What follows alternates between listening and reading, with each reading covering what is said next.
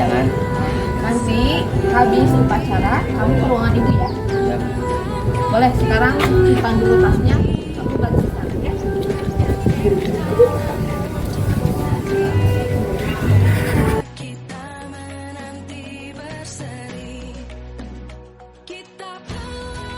Waalaikumsalam. Silakan Kelvin duduk. Kelvin, tadi ibu lihat kamu datang ke sekolah itu kesiangan ya. Kamu tahu ini hari apa? Kalau hari Senin, kamu biasanya melakukan kegiatan apa? Upacara. Kenapa kamu tadi ibu lihat kamu kesiangan datang ke sekolah? Karena dulu pokoknya terlalu malam. Tidurnya terlalu malam. Iya. Jadi kamu bangunnya kesiangan gitu. Terus tadi kamu dari rumah berangkat jam berapa? Jam 7:05. 7:05. Tahu kan jarak tempuh kamu dari rumah ke sini itu rada jauh ya? Oleh karena itu kamu harus tahu bahwa kamu kalau mau datang itu tadi kalau mau upacara bendera berarti sebelum pukul 7 kamu sudah berada di. Baik, yakin ibu tidak mengingatkan kamu ya berbuat salah itu. Setiap manusia pasti berbuat salah, tapi alangkah baiknya setiap ada kesalahan kamu bisa memperbaikinya ya. Jadi rasa kamu sudah dewasa, kamu sudah berada di bangku SMK, berarti kamu harus lebih disiplin lagi ya. Ibu mau tahu, tadi kan kamu bangunnya kesiangan ya. Nah, alasan kamu bangun kesiangan karena apa? Karena ini semalam tidurnya kemalam-malam. Kenapa tidurnya kemalaman? Karena main game. Main game. Baik, kalau main game tidak apa-apa, tapi kamu alangkah baiknya harus mengenal melihat waktunya tidur itu yang baik adalah pukul 10 paling akhir ya. Tadi malam kamu tidur jam berapa? Jam 4. Jam 4 itu kan sudah waktunya subuh. Berarti kamu memang tidurnya itu tidak tidur, berarti kamu begadang ya. Nah, tadi pas pertama datang, ibu juga lihat kamu Assalamualaikum warahmatullahi wabarakatuh. Waalaikumsalam warahmatullahi wabarakatuh. Sebelumnya perkenalkan, nama saya Eva Fauzi Nursiani. Saya CGP calon guru penggerak angkatan 11. Di sini alhamdulillah ya kita dapat bertemu bersilaturahmi dalam keadaan sehat walafiat dalam rangka kegiatan aksi nyata modul 1.4 diseminasi budaya positif SMK Negeri 15 Garut.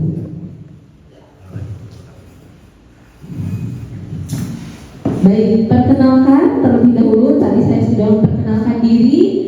Ini merupakan pengajar praktis saya Pak Yusuf Budiman. Kemudian ada fasilitator saya yaitu Ibu Aas. Beliau adalah fasilitator dan pengajar praktik. Nah, baik, di sini sebelumnya saya mau memberikan dulu salam guru penggerak, ya, salam guru penggerak supaya semangat semuanya.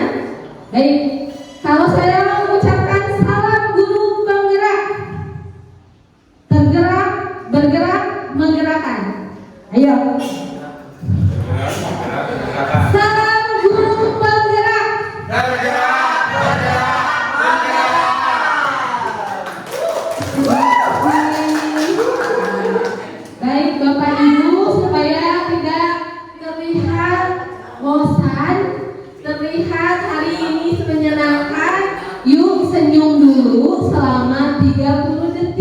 dengan hati ikhlas, dengan hati yang bersih, bahwa kita adalah guru yang senantiasa memberikan bimbingan untuk anak didik kita. Mana senyumnya Bapak Ibu? Coba Bu Haji Rina senyumannya. Nah, terima kasih semuanya. Tepuk tangan untuk semuanya. Baik ya, sebelum pada materi, saya akan memberikan dulu ice breaking ya. Ice breakingnya itu saya bilang ya, panjang, panjang, panjang, pendek, pendek, pendek. Jadi kebalikannya, ketika saya bilang panjang berarti pendek. Ketika saya bilang pendek, boleh berdiri Bapak Ibu, silakan ya, semuanya berdiri. Semangat semuanya ya.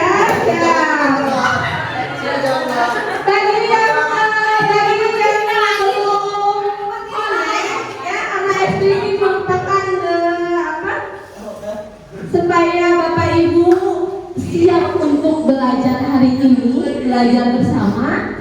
Baik, kita bareng-bareng ice breakingnya ya. Siap semuanya? Siap. Saya akan sebutkan dan Bapak Ibu silakan untuk bergerak sesuai dengan arahan atau instruksi dari saya. Siap? Panjang, panjang, panjang, pendek, pendek, pendek, panjang, pendek, panjang, pendek, panjang, panjang, pendek. Belum kompak semuanya.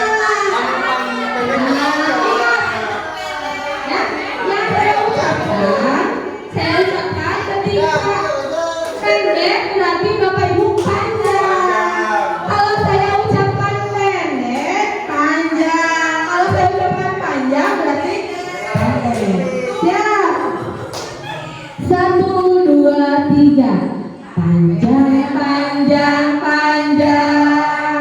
Pendek, pendek, panjang. Pendek, panjang, pendek, panjang, pendek, pendek, panjang. Terima kasih Bapak Ibu.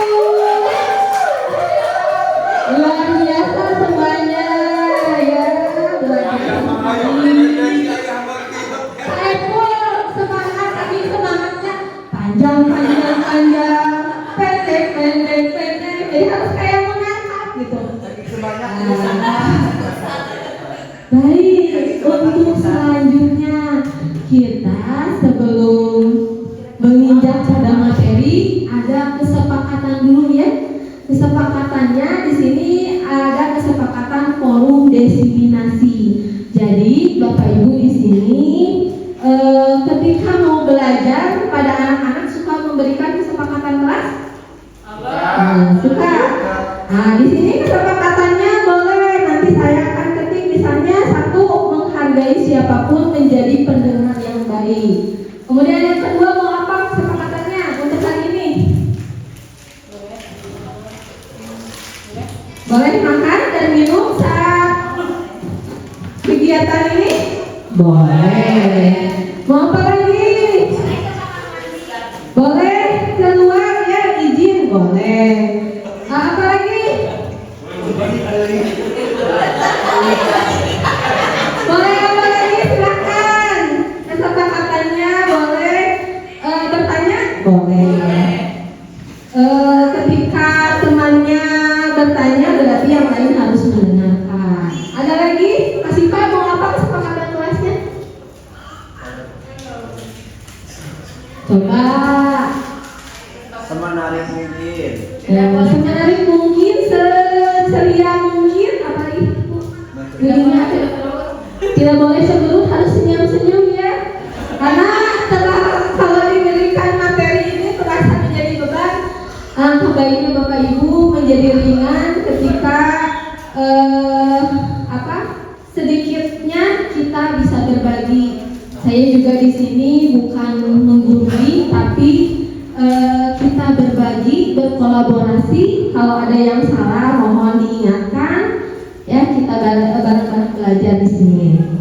Nah, tadi materinya itu mengenai budaya positif. Kita seorang guru yang baik harus memiliki kemampuan dalam mewujudkan budaya positif di sekolah. Budaya positif tersebut dapat dijalankan dengan menerapkan konsep-konsep inti sebagai berikut.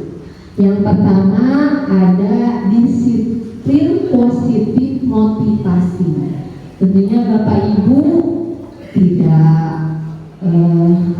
dengan kata disiplin ini sudah biasa ya terdengar. Disiplin itu apa Bapak Ibu?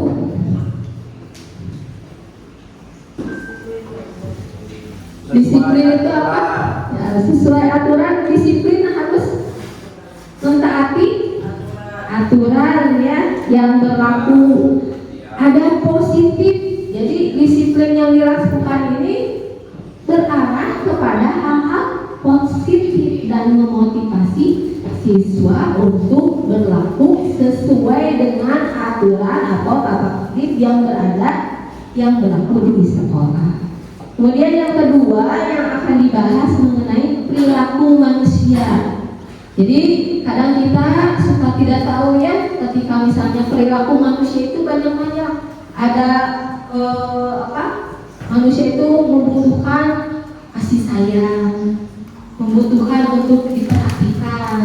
Kadang kita tidak tahu ketika anak misalnya melakukan kesalahan, langsung kan menjudge anak itu kamu nakal, padahal tidak tahu bahwa dia adalah siswa yang membutuhkan perhatian.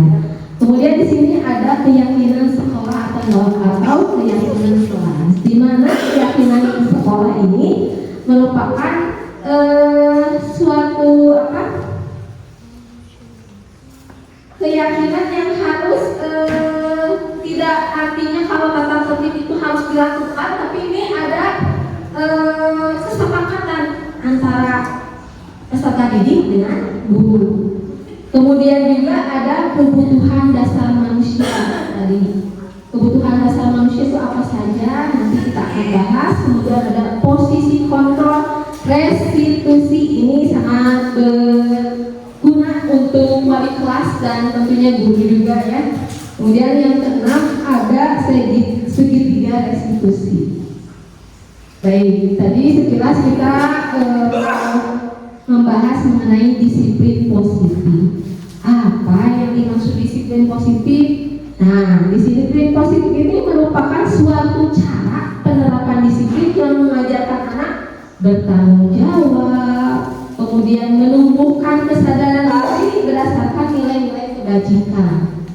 Jadi ketika misalnya pagi-pagi kita selalu melaksanakan apel pagi dan asmaul husna. Tentunya disiplin positif di sini memberikan siswa untuk masuk tepat waktu. Ya, mereka tanggung jawab, datang pukul 7.00 berada di sekolah, berarti mereka harus bertanggung jawab terhadap waktu. Ya. Jadi mereka kalau misalnya rumahnya jauh, berarti jam berapa mereka harus datang ke sini, dan itu merupakan budaya positif yang senantiasa tiap hari dilakukan dan menjadi suatu kebiasaan. Lanjut di sini. Nah, di sini juga sama disiplin positifnya. Alhamdulillah di sekolah kita mempunyai program. Selain tadi asmaul husna juga ada kegiatan sholat berjamaah, duhur dan asar. Ini merupakan disiplin positif juga, di mana disiplin diri yang dapat mengontrol dirinya dalam melakukan segala tindakan. Oh, hari ini saya pukul 11.45 saya sudah harus berada di masjid. Itu merupakan kontrol kepada dirinya bahwa jam 11.45 atau ketika adzan berlangsung berarti anak sudah berada atau segera bergegas menuju masjid. Nah, dilanjut juga. Di sini juga ada disiplin positif, di mana dalam membuat di murid itu memahami dan menyadari berdasarkan motivasi internal, bukan akibat paksaan, pujian atau hukuman. Jadi seringkali kan kita sendiri ya, bukan anak-anak juga. Ketika misalnya dapat paksaan, Bapak Ibu jam 7 atau tadi jam 13.00 sudah berada di ruangan ini. Itu kan merupakan paksaan pertamanya ya. Kemudian pujian, aduh terima kasih Bapak Ibu sudah hadir. Begitupun siswa. Kemudian ada hukuman ketika misalnya tidak sesuai dengan aturan. Misalnya tadi harus kumpul jam 13.00, diberi hukuman. Kalau yang telat berarti harus push up atau harus nyanyi. Nah, itu suatu motivasi yang bersifat internal. Jadi kadang-kadang harus ada pujian dulu, harus ada paksaan dulu, harus ada hukuman dulu, baru kita sadar. Nah, diusahakan ketika kita sudah melewati semuanya, dari mulai paksaan, pujian, dan hukuman, kita tanpa ada paksaan pun, tanpa ada pujian pun, tanpa ada hukuman, kita sudah terbiasa dengan disiplin. Jadi ada yang hampa, ada yang merasa kalau bayar hutang oh ada yang ketinggalan nih, saya belum bayar hutang karena saya belum datang tepat waktu. Itu kalau melihat dari motivasi internal. Jadi tumbuhnya itu dari internal dulu, tapi menjadi suatu kebiasaan, gitu ya. Nah, di sini ada 6 karakter dalam profil pelajar Pancasila.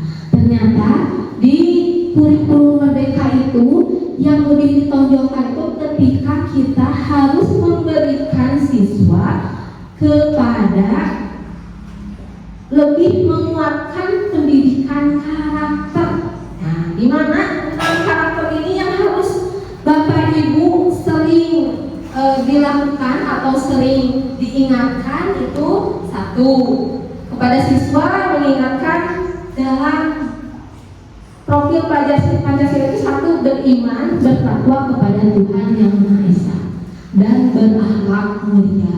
Tentunya kegiatan-kegiatan di sini sudah mencukupi ya. Ketika pagi-pagi anak harus asmaul husna, berarti harus berdoa. Ada nilai beriman bertakwanya, ada.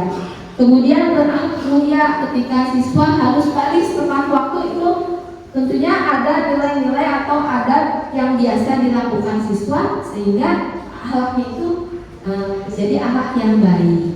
Kemudian ada mandiri.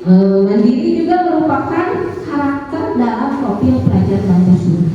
Ketika anak sudah tidak selalu diingatkan bergegas untuk ke masjid sholat, itu sudah ada nilai kemandirian. Kemudian ada kebinekaan global. Berkebinekaan global itu walaupun kita berbeda-beda, tapi ya kita satu tujuannya.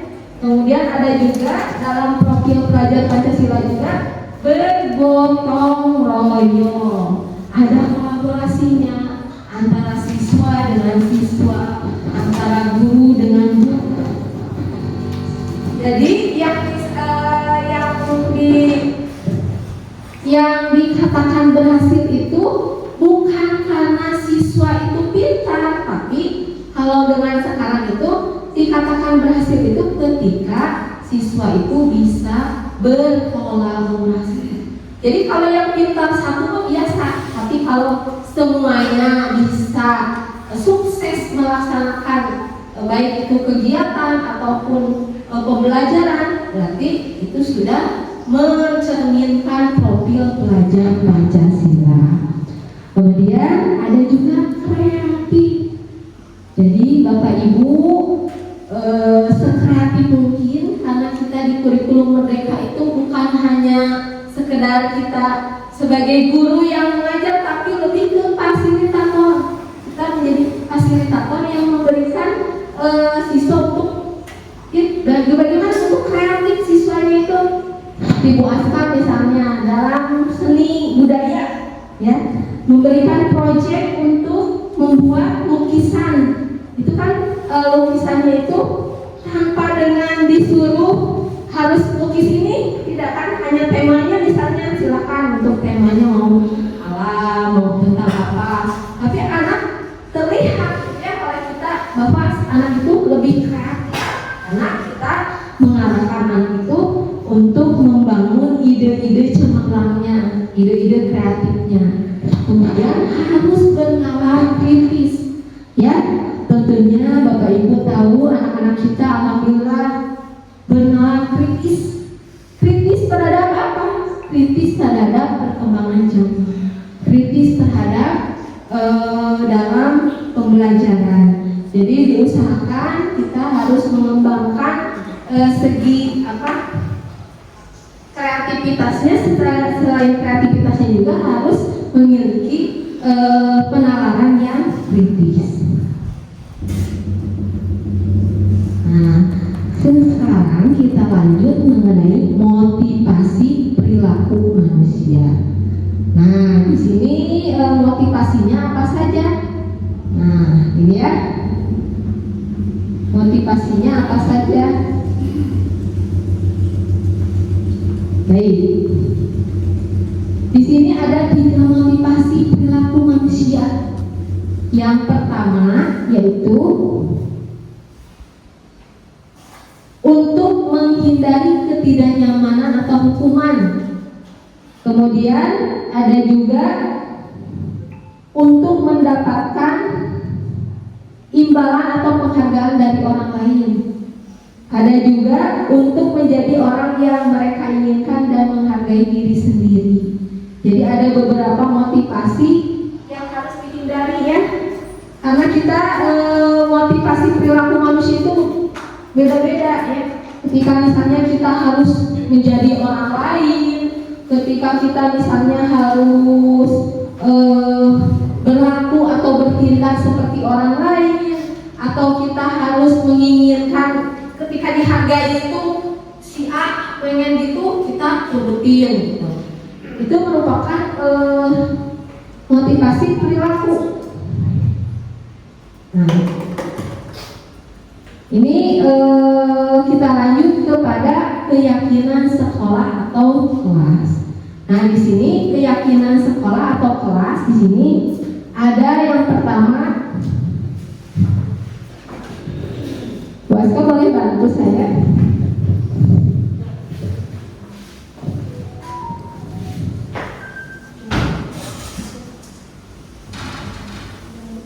Nah, kembali tadi ke keyakinan ya. Keyakinan sekolah atau kelas ya, di mana di sini guru berperan dalam mewujudkan terbentuknya keyakinan sekolah atau kelas dengan adanya kesepakatan antara guru dan murid. Jadi kalau keyakinan kelas atau kesepakatan kelas itu bukan sifatnya aturan yang harus serta-merta anak-anak harus seperti ini, tidak. Tapi ada suatu kesepakatan antara guru dan murid. Mau seperti apa anak-anak ketika kita belajar? Adakah kesepakatan? Kalau dikatakan, kalau di sekolah kita karena SMK kan banyak kesepakatan MOU ya. Nah, seperti itu juga sama anak-anak kita mempunyai kesepakatan mau seperti apa, sehingga tidak ada yang saling tidak setuju karena bedanya peraturan dengan keyakinan sekolah atau keyakinan kelas itu. Kalau peraturan sifatnya wajib, kalau keyakinan itu sifatnya itu karena sudah ada kesepakatan tentunya antara guru dan murid ketika melaksanakan suatu keyakinan kelas, dia meyakini oh iya ini merupakan kesepakatan bersama yang harus semuanya dilakukan bersama. Jadi tidak ada unsur keterpaksaan, tidak ada unsur harus seperti ini, harus seperti itu. Jadi mereka sadar sendiri bahwa kesepakatan kelas ini misalnya harus datang tepat waktu, tidak boleh berbicara saat guru menerangkan. Itu merupakan keyakinan kelas atau bisa dalam lingkup sekolah, keyakinan sekolahnya seperti apa. Baik, nah di sini ada keyakinan sekolah atau kelas di mana berupa pernyataan universal yang mudah diingat dan dipahami dan harus diterapkan di lingkungan sekolah. Jadi Bapak Ibu tentunya ketika mau mengajar harus ada kesepakatannya dulu dengan siswa. Jadi tidak ada istilahnya ketika semuanya sudah mengetahui, siswa akan siap dengan kegiatan belajar mengajar di kelas. Kemudian di sini ada yang dinamakan keyakinan sekolah atau kelas.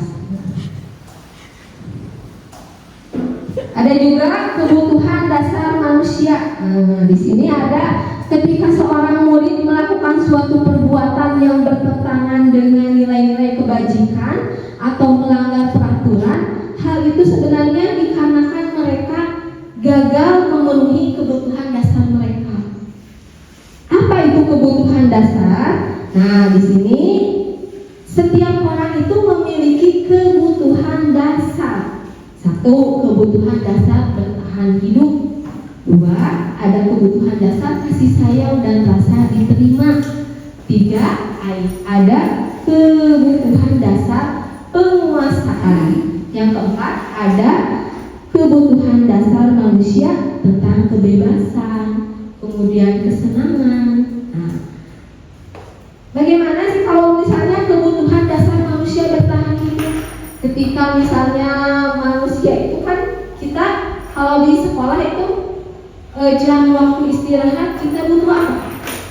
Butuh apa Bapak Ibu? Butuh makan. Ya. Ketika orang lapar, ada saja hal-hal yang suka memuncak. Jadi marah, jadi kesel karena lapar. Itu merupakan suatu kebutuhan dasar. Kebutuhan dasar apa? Bertahan hidup. Ya. Jadi kalau misalnya suatu atau ada kejadian misalnya marah-marah, kesal dan sebagainya, anak itu kalau kita lihat mengapa ya anak bisa seperti itu? Oh, pas dilihat ternyata anak itu belum sarapan dari rumahnya, belum makan, sehingga dia untuk bertahan hidup dia jadi marah gitu. Kemudian ada kebutuhan kasih sayang dan rasa diterima. Ada anak Bapak Ibu yang di rumahnya tidak memiliki kasih sayang dari orang tuanya secara penuh, terus merasa rasa diterima. Ketika datang ke sekolah itu anak pengen diperhatikan oleh gurunya, cari-cari perhatian, caper. Ketika misalnya pembelajaran, anak ngobrol atau misalnya cengenges dan sebagainya, itu suatu kebutuhan dasar anak harus ada rasa perhatian dan kasih sayang. Terus ada juga penguasaan. Ada seorang anak yang di kelasnya itu berkuasa sama saya. Karena saya berkuasa di sini, saya ini. Nah, itu suatu kebutuhan dasar penguasaan. Jadi mau jadi kelihatan orang lain saya dianggap gitu ya. Kemudian saya yang berkuasa di sini, tidak boleh ada orang lain yang lebih dari dia. Itu suatu kebutuhan dasar penguasaan. Kemudian juga ada suatu kebutuhan dasar kebebasan. Contohnya ketika anak malas Bu, saya harus baca terus, saya mau bebas, saya mau lari-lari, saya mau jalan-jalan, saya mau main HP. Itu suatu kebutuhan hidup dalam kebebasan. Ada juga anak yang kebutuhan dasar manusianya itu kesenangan, mencari kesenangan. Happy, senang-senang dengan temannya. Saya nggak mau Bu, boring. Saya nggak mau, kesal Bu. Itu suatu kebutuhan dasar kesenangan. Nah, baik Bapak Ibu, ini suatu studi kasus ya. Ini diumpamakan. Ini bukan studi kasus yang benar ada ya, tapi nanti ada yang sesuai fakta Ini kita membuat rangkaian kegiatan yang nanti Bapak Ibu tahu ketika ada studi kasus seperti ini, seperti ini anak itu membutuhkan rasa kasih sayang, membutuhkan kebebasan. Contoh di sini, Ibu Eva, guru bahasa Sunda kelas 11 Farmasi 1, sedang bingung menghadapi ulah salah satu murid di kelasnya. Beberapa anak telah mengeluhkan Raisa yang sering kali meminta bekal makan siang mereka dengan paksa. Jika Anda menghadapi situasi seperti Ibu Eva, apa yang akan Anda lakukan? Apa Bapak Ibu? Kalau misalnya ada anak berantem, atau misalnya ada anak tadi berebut makanan di kelas, kira-kira apa sih alasan Raisa melakukan hal itu? Kalau kita melihat dari kebutuhan dasar manusia, boleh di sini ada yang mau jawab? Ketika tadi berebut makanan, kebutuhan dasar apa yang memang dibutuhkan oleh Raisa ini? Kebutuhan fisiologis. Ada tadi sudah alasan psikologisnya ada. Baik, tadi kan kita balik lagi ada 5 bertahan hidup. Kasih sayang, penguasaan, kebebasan, tadi kan berebut makanan. Berebut makanan, bertahan hidup. Terima kasih Bu Salma, jawabannya mendapati ya. Karena ia lapar dan orang tuanya tidak membawakan bekal makan siang, maka kebutuhan dasar yang sedang berusaha dipenuhi oleh Tommy belum diganti ya, oleh Raisa adalah kebutuhan untuk bertahan hidup. Kita kalau lapar gimana Bapak Ibu? Makan aja, jadinya mangga bisa ya, itu merupakan survival atau bertahan hidup. Nah, yang kedua, alasannya banyak gitu ya, tidak satu alasan tadi. Alasan Raisa yang kedua bisa juga karena dia merasa senang temannya, jadi memperhatikan dia. Jadi kalau berulah di kelas dia pengen diperhatikan oleh temannya, jadi caper mencari perhatian. Nah, itu juga merupakan kebutuhan kasih sayang dan rasa diterima. Ada Bapak Ibu yang seperti itu pernah mengalami siswanya seperti itu? Caper di kelas tuh pengen kelihatan gitu ya, kesana kemari, gak diem atau misalnya senyum-senyum atau gimana, melakukan hal-hal yang memang pengen diperhatikan oleh kita. Nah itu juga sama. Jadi di sini Raisa itu selain tadi bertahan hidup juga ada kebutuhan akan kasih sayang dan rasa diterima. Kemudian yang ketiga, alasan Raisa itu karena temannya jadi takut dengan dia dan menuruti keinginannya. Jadi kalau misalnya di kelas suka ketahuan ya, kalau misalnya terasa lebih muncul lebih dari temannya, biasanya kebutuhannya itu temannya merasa takut, misalnya itu ada kebutuhan kekuasaan. Dulu teman saya harus turun ke saya, jadi apa yang saya minta harus dilakukan. Itu merupakan suatu kebutuhan kekuasaan. Nah, ada alasan yang keempat juga bisa ya. Alasan Raisa di sini karena dia merasa bosan dengan bekal makanan yang dibawakan ibunya. Bisa saja dia bawa makanan dari rumah tapi makannya teh terus aja, misalnya telur tidak berwarna, misalnya besoknya daging, atau misalnya besoknya lagi bisa dengan tahu, tempe atau apapun, atau masuknya telur juga yang pertama, hari pertama misalnya telurnya di goreng, kemudian pepul hari kedua telurnya bisa di atas. bisa diceplok, kemudian bisa pakai bumbu. Nah itu kan merupakan kebutuhan supaya tidak bosan. Kita juga kan harus berwarna hidupnya, harus misalnya pepul tiap hari kalau makan kan suka mau ganti-ganti. Ya itu kan akan muncul rasa bosan seperti siswa juga. Bosan dan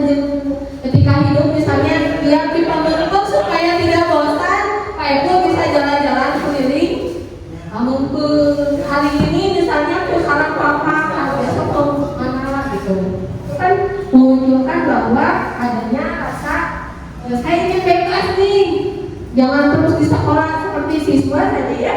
Kalau kita harus belajar di kelas saja, bosan pasti. Nah, ketika bosan itu gimana? Bisa jalan-jalan keluar. Yuk anak-anak di sini. Nah, bisa gitu ya. Nah, alasan Raisa terima karena dia melakukannya dengan iseng dan dia menikmati ekspresi wajah teman-temannya yang kesal karena diambil makanannya. Ada juga kebutuhan kesenangan. Mau senang, kayak iseng, kumaha abi mau enak sama orang, mau enggak, tapi saya senang, saya merasa senang kalau orang lain menderita misalnya ya.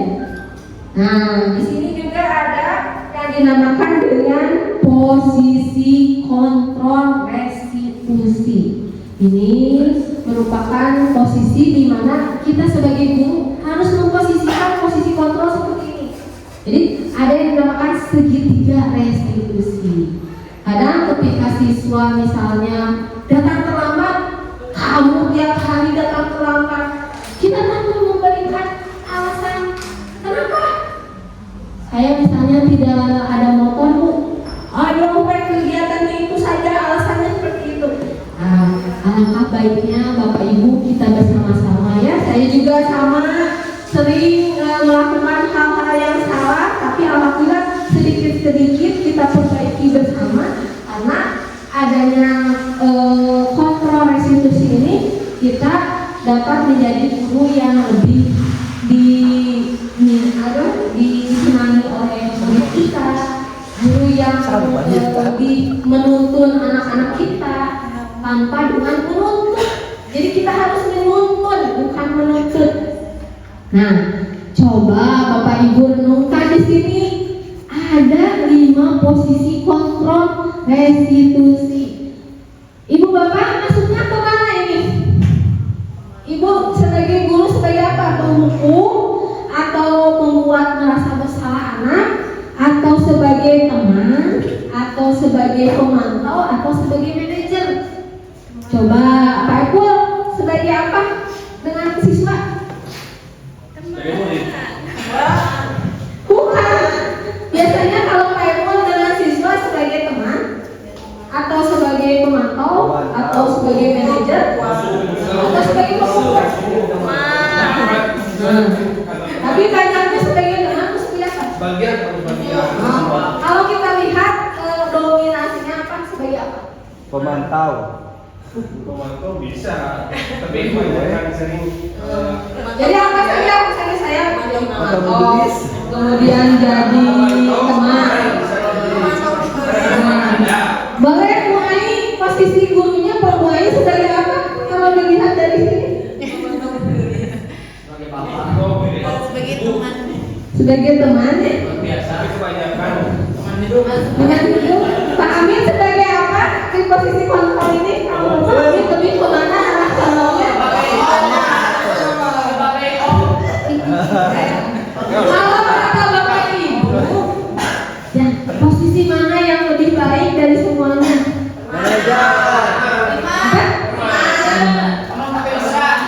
Teman lebih mesra. Coba Belinda yang lebih baik dari ini sebagai posisi guru harus seperti apa? nah, pakar sok kumaha saya kasih Teman ibu sebagai manajer. Sebagai teman atau manajer? Manajer. Jadi Bapak Ibu yang tadinya sebagai teman, alangkah baiknya sekarang sudah tahu dalam teorinya kita sebagai guru itu harus menjadi manajer.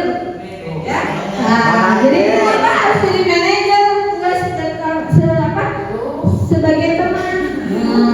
Kalau kita sebagai manajer, kita tahu ya harus memilih siswa itu seperti apa. Kalau sebagai teman bisa terlalu dekat, terus anak bisa Noel bujur. terlalu ini gitu ya, terlalu dekat itu kan menjadi tidak baik ya.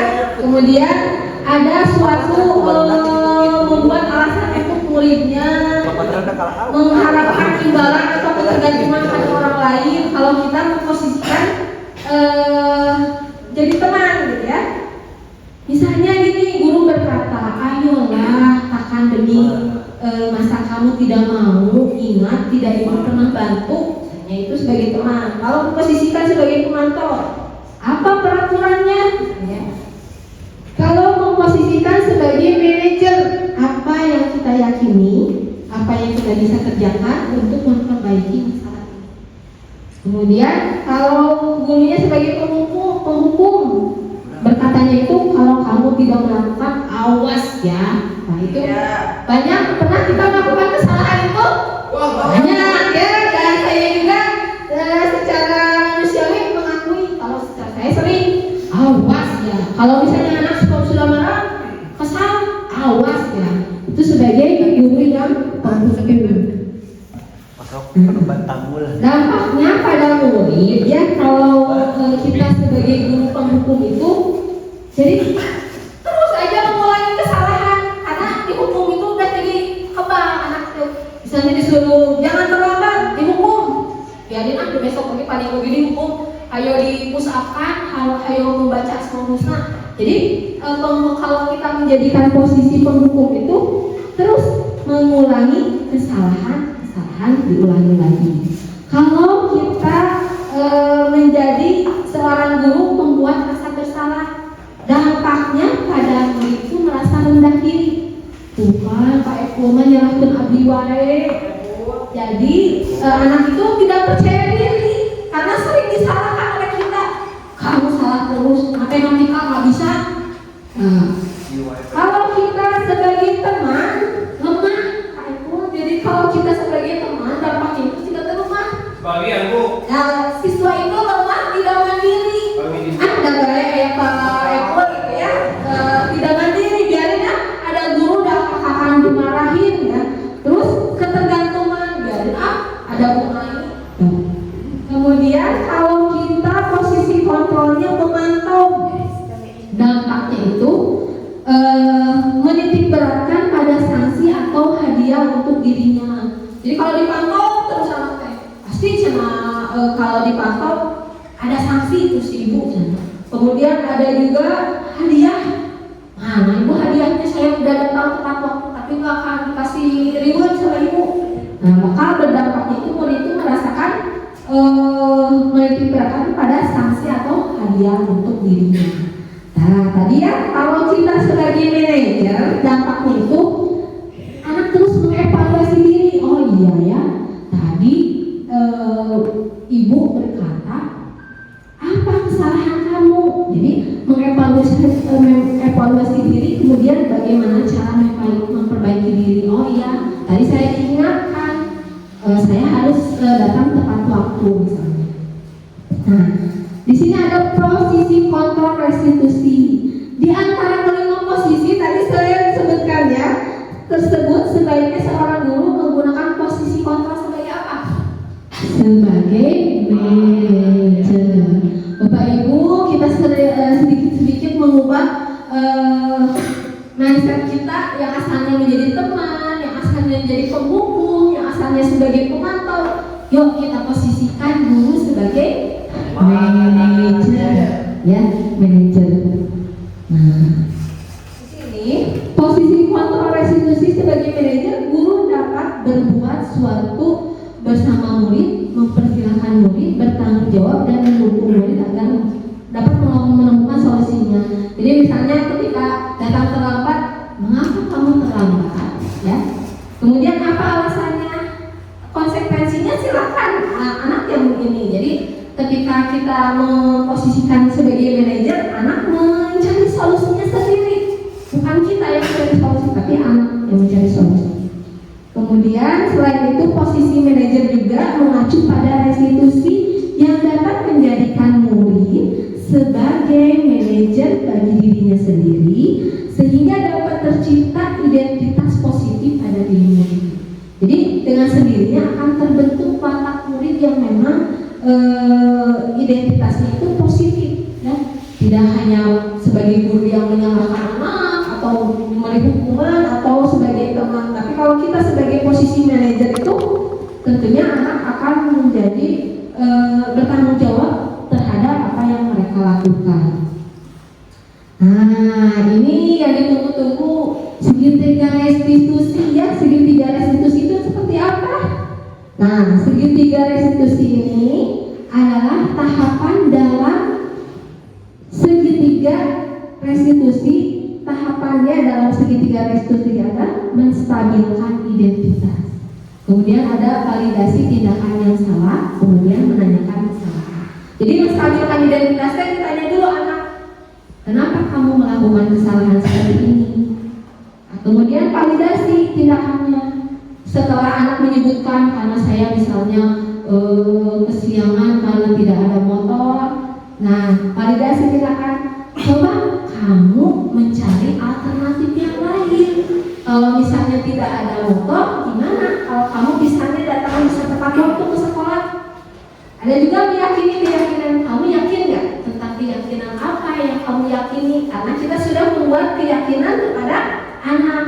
Tadi kalau misalnya keyakinan kesepakatan antara guru dan murid, mereka meyakini, oh ya, kamu sudah melakukan meyakini keyakinan apa yang kamu yakini? Saya tidak disiplin, Bu. Nah, karena dalam keyakinan kelas atau keyakinan di sekolah, saya harus datang tepat waktu. Berarti saya tidak keyakinan kelasnya itu tidak disiplin.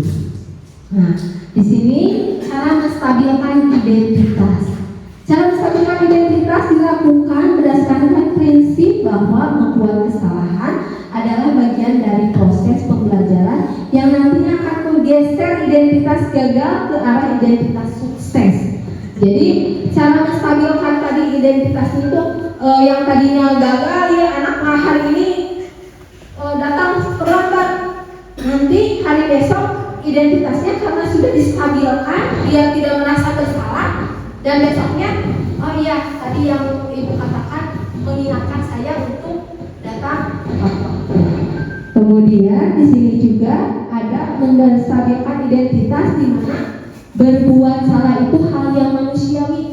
Ya, semua manusia pasti pernah berbuat salah ya. Kemudian menyelesaikan permasalahan ini kita tarik untuk mencari tahu siapa yang benar, siapa yang salah. Bapak Ibu lebih tertarik untuk menyelesaikan masalah. Kalau kamu menyalahkan dirimu sendiri terus-menerus, apakah kamu bersikap baik pada dirimu sendiri? Jadi terus digali anak tuh ketika misalnya ditanyakan, kamu tadi berbuat salah tidak? Kalau misalnya terus berbuat salah, apakah kamu bersikap baik pada dirimu sendiri? Jadi terus mengakui bahwa mereka itu apa yang mereka lakukan itu salah.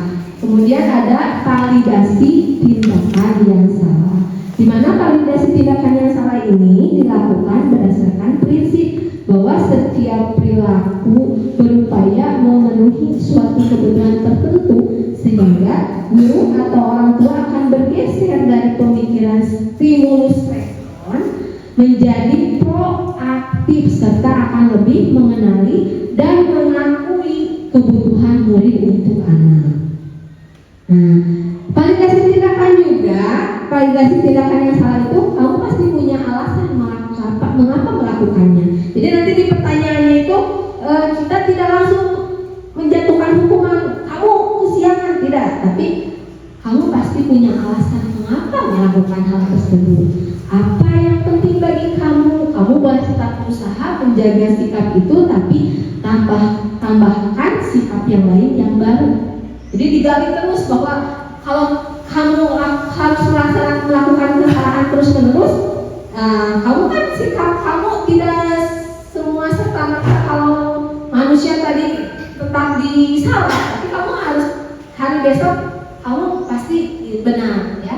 Kemudian maukah kamu belajar cara lain untuk mendapat yang kamu butuhkan tanpa harus memukul? Sudah, silakan ditempel Bapak Ibu. Boleh, bagus. Dan itu juga harus sepakat, tidak boleh kita yang menawarkan tapi anak tidak sepakat, itu bukan keyakinan.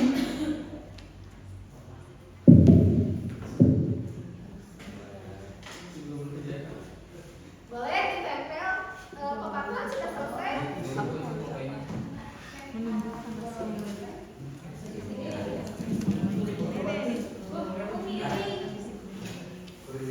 Hey.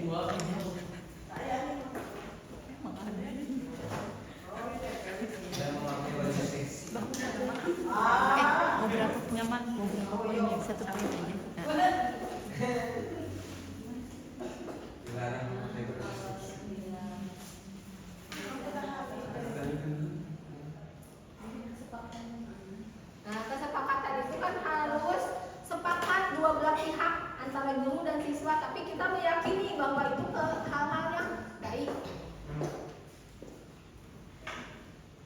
Jadi materi harus ada MOU dulu sama siswa. Jadi kalau langsung kita buat aturan sendiri, kadang siswa tidak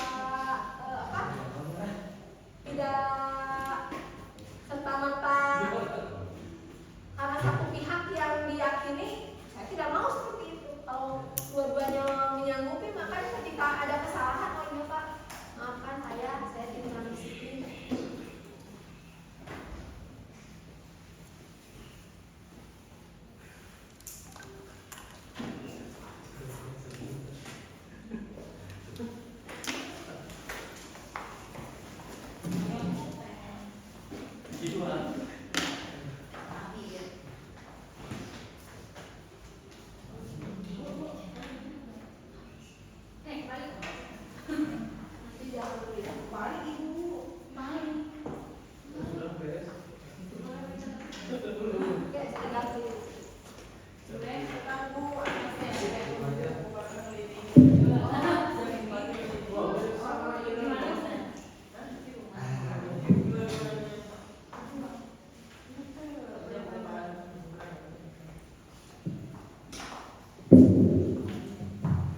Sudah semuanya? Nah, baik, saya akan bacakan ya Bapak Ibu.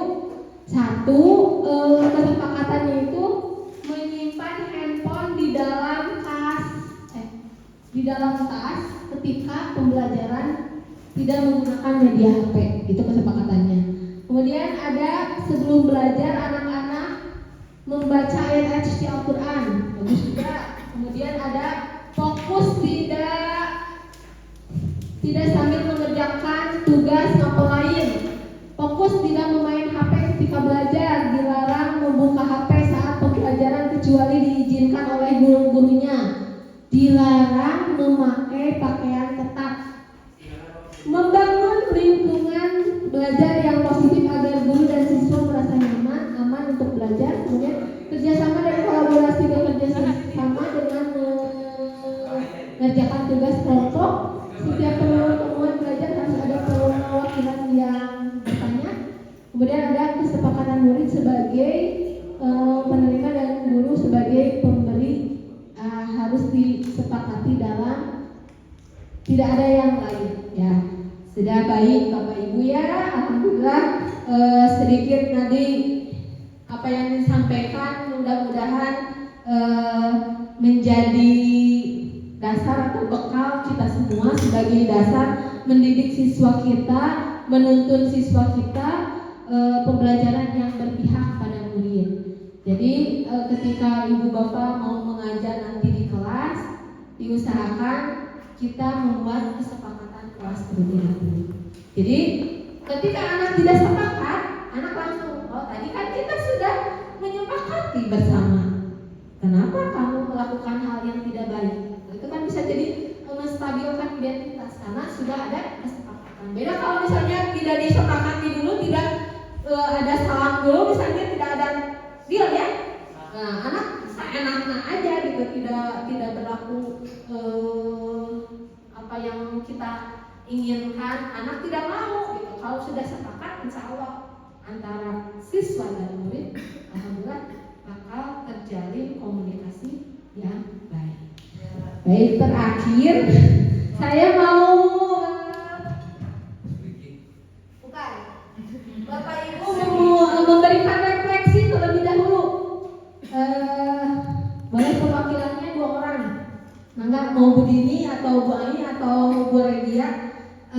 Refleksi itu tadi kita sudah mempelajari apa saja dan yang diingat oleh Bapak Ibu apa, dan apa misalnya ada saran atau masukannya itu seperti apa terkait tadi dengan budaya positif yang diterapkan. Sebelum kita tutup ya sesi ini, boleh menyampaikan refleksi terlebih dahulu. Mangga Bu Ina. Boleh di sini bisa, biar kelihatan.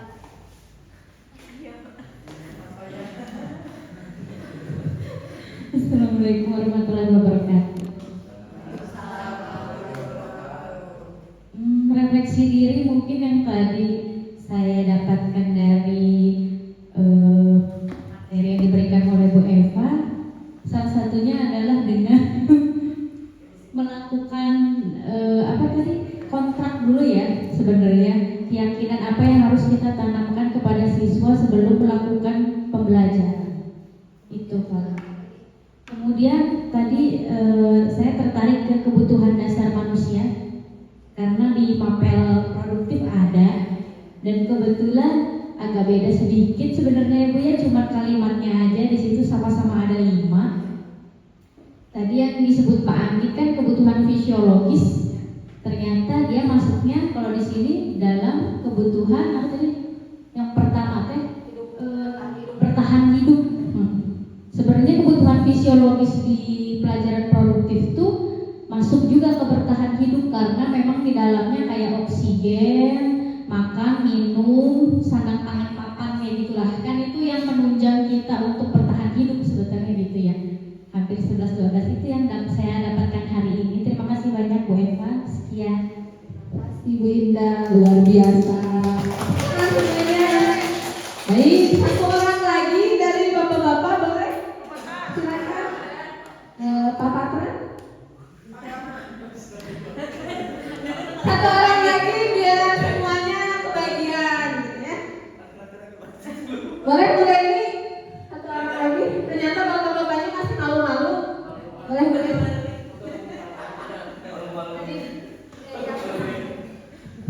Ya, terima kasih.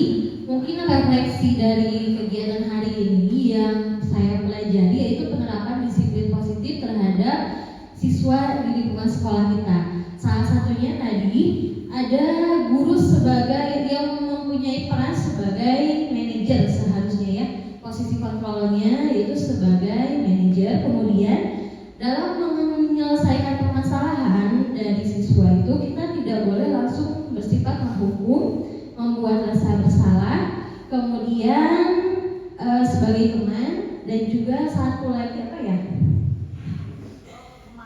Pemantau. Jadi kita harus sebagai manajer, di mana manajer itu mengelola restitusi itu sebagai segitiga restitusi supaya anak bisa memperbaiki kesalahannya tanpa ada paksaan dari luar, tapi berdasarkan keyakinan yang disepakati dan kesadaran sendiri. Mungkin itu saja. Terima kasih. Terima kasih, luar biasa Bu Leni. Alhamdulillah ya. Alhamdulillah tadi saya sedikit berbagi dan saya memberi masukan dari teman-teman terhadap budaya positif. Tentunya ini merupakan suatu pembelajaran buat saya sendiri ya, diri saya sendiri, dan kemudian saya ingin memberikan pembelajaran untuk teman-teman. Mudah-mudahan ada manfaatnya. Mohon maaf apabila ada kata-kata yang kurang berkenan. Semoga kita dapat belajar, berkolaborasi, bekerja sama untuk menjadi seorang pendidik yang dinantikan oleh anak didik kita, menjadi seorang pendidik yang tentunya menuntun anak-anak kita berpihak pada peserta didik ya. Terima kasih Bapak Ibu yang sudah menyempatkan waktunya. Wabillahi taufiq wal hidayah. Wassalamualaikum warahmatullahi